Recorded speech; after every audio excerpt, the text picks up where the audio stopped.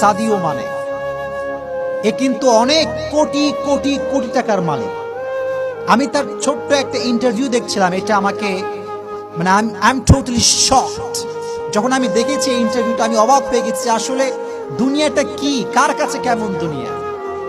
সাংবাদিক তার হাতে দেখতে পেয়েছে যে একটা ভাঙা আইফোন, মানে এই ডিসপ্লেটা ভাঙা, পুরো আইফোনের ডিসপ্লেটা ভাঙা।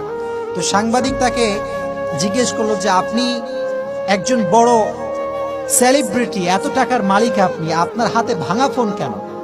তো সাদিও মানে আনসার করলো যে এটা আমি ঠিক করে ফেলবো, এটা আমি সার্ভিসিং করে ফেলবো।